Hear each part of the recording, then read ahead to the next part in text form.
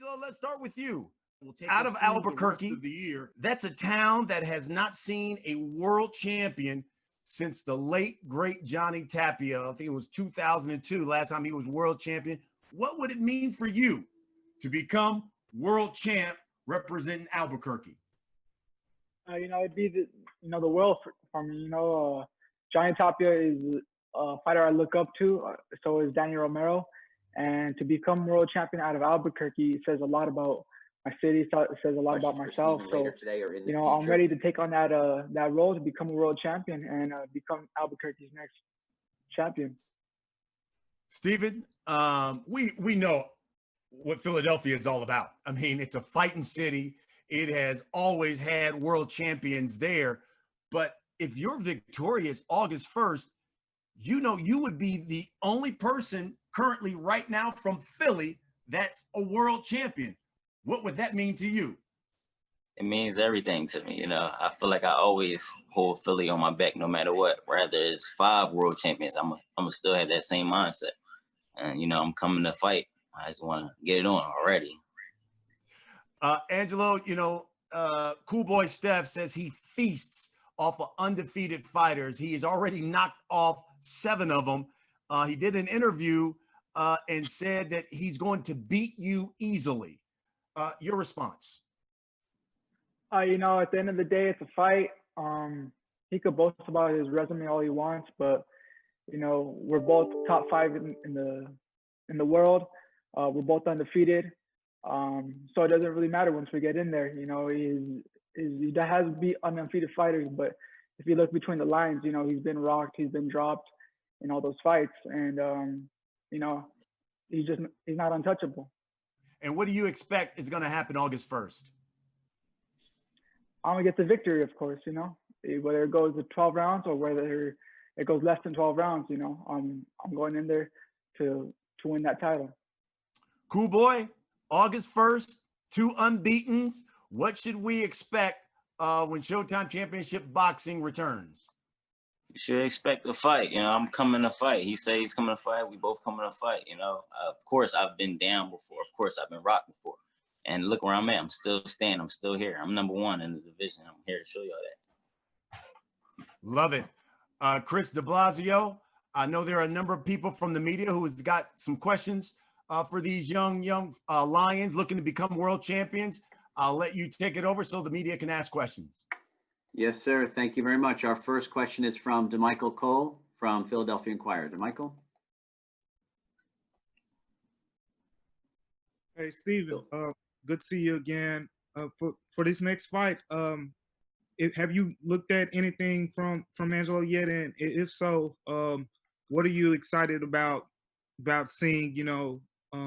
What you can do against him. I'm just excited overall in every aspect of the way he fights, the way he, shows his skill that he supposedly have. I'm just excited to just be in the ring with him, just to display, and sorry about that, just to display my skills. So, what's the biggest thing you want to take advantage of? With this opportunity, obviously, it's already been stated you have a chance to be Philadelphia's only champion at this point, but I know there are a lot of other personal motivators for yourself. What are some of those things? Personally, I just want to beat him, get past him, which I will do. I'm going to beat him, and then we'll talk about the future or whatever else I want to do. I'm just focused on this right now. All right, thank you. Thank you. Great, thank you to Michael. We have Steven Espinoza. If we can set him live, Richie. Steven would like to join in the conversation here, make a comment.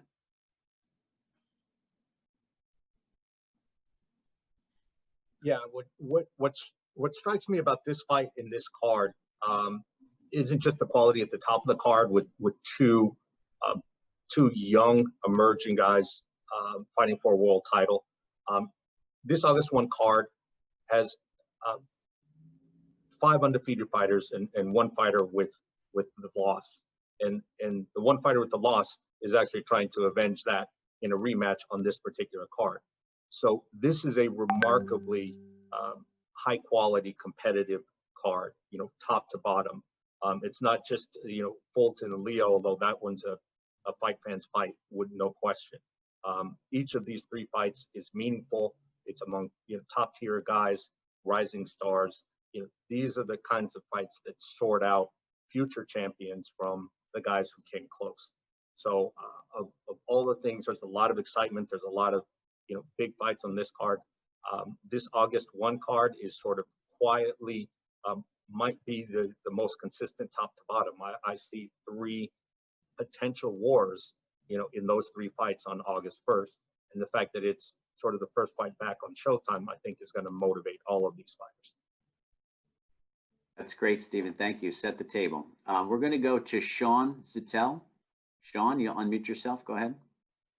Hey guys, awesome to see you two young guys getting it on while you're undefeated. Awesome to see. Steph, you're never shy. Could you tell us kind of explicitly why you will beat Angelo Leo? What's the difference between it? Is it your speed? Are you more creative with your punch variety? Why are you going to beat this guy? I mean, I'm going to beat him because he hasn't been tested. Nobody he fought has really brought any competition to him. I'm going to beat him because I've been tested. I'm going to beat him because I've took those punches that put me down and showed that I could get back up. I'm going to beat him because I can beat him.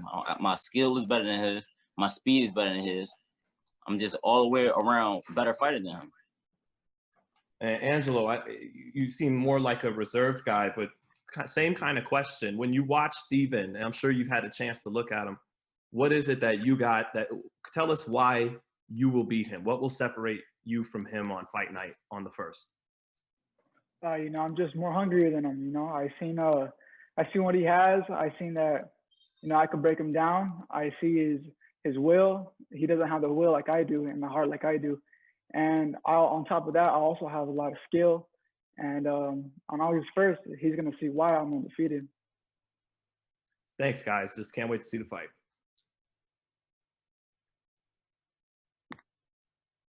Okay, great. Thank you. Take a look here and see. We have a question from Carlos Toro.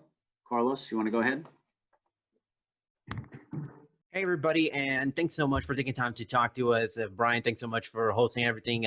First question for Angelo. I remember a couple of fights ago that you've had. I remember it was Neil John Tabano. And I remember you said right before that fight that you thought you were on the path to a world title shot in maybe 2-3 fights. Well, we are kind of within that 2-3 fight window. Do you feel that back then you were already ready to potentially be a world champion? As far as your skill set is concerned, do you feel like you needed a little bit more time? Do you think that the win that you had against Cesar Juarez, was that the fight that kind of made you think you're ready for the big time? Definitely. I thought I was ready for a world title 2-3 years ago. So with this Cesar Juarez fight, it just solidified why I'm ready for a world title.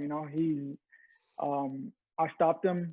I stopped Cesar Juarez in spectacular fashion. I dropped him in the 6th, and then I stopped him in the 11th. So that'll tell you right then and there that I'm in shape to go to 12, and I could still have my power, and I could drop you in the middle of the round. So I'm ready for anything, and I'm ready for that world title. Is question for Stephen. I mean, your last fight, you were fighting, at the Barclays Center in front of, I think it was like somewhere between like 10,000 people on that night. Now you're kind of moving on to this empty arena type of setting. You feel like there's maybe a mental adjustment that you'll have to make when you have to step into the ring. I know the Charlos have said previously on this conference that they think that it's really not going to be much of a factor because when you're in the zone, you don't really see a crowd. Is that kind of how you're approaching it as well? For sure. I'm always looking to make those mental adjustments throughout the fight and anything surrounding the fight. But I would look at this like sparring. In sparring, there's not that many people in the gym. And that's what I'm looking to do. I'm looking to have a wonderful time, have that same sparring feeling, that same sparring energy, but just a little bit more intense. Thanks, Angelo. Thanks, Stephen. Best of luck to both of you on August 1st. Looking forward to the fight. Thanks as well. Thank you. All right, thank you, Carlos. We're going to take one more for Angelo Leo and Cool Boy Steph. That's going to be from Kurt Emoff.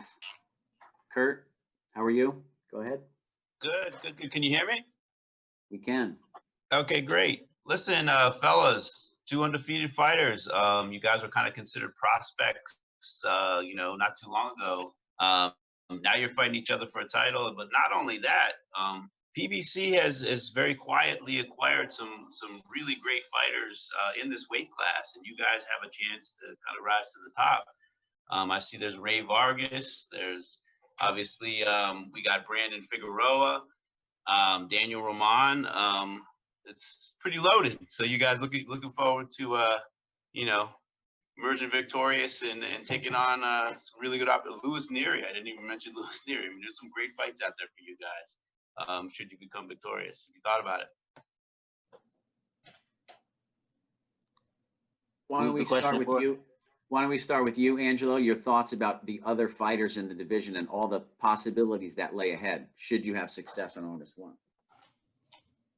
Yeah, the 122-pound division is a loaded division, packed with great talent, and it just makes for exciting fights. This is what boxing fans want, and this is what we're gonna give them. Great fights, the best fighting the best, and in order to be the best, you got to fight the best. So, that's if you're not in boxing for that reason, then you should be asking yourself, what are you doing in this sport? Because that's what I'm in the sport for, to be the best.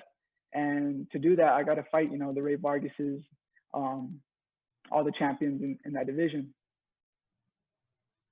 And Steven, how about you? Honestly, I just want to get past this guy right here and beat him. I'm not even worried about nobody else right now. But with that being said, all those guys, I feel like I'm the best in the division. Honestly, I am the best in the division. That's why I'm here. That's why I'm number one in this division. That's why I feel like I prove myself over and over and over and over and over, and I continue to do that. And that's what I'm going to continue to do. The guys like Louis Neary and Ray Vargas, they just lunched me. They food for me now, and that's just motivation to get past him so I can get those other belts. I want to be the first undisputed 122-pounder in the world. If there ever was one, I don't believe it was one. I want to be the first one. I want to make history. I'm here to make history. And I've always been fighting the best. Okay. All right, guys, that's appreciate great. it. Good luck. Thank you. Yeah, thank you, Kurt, Thank and you. thanks to the press asking questions. Angelo, Steven, thanks for your patience and joining us today. We will see you next week in Connecticut. See y'all soon.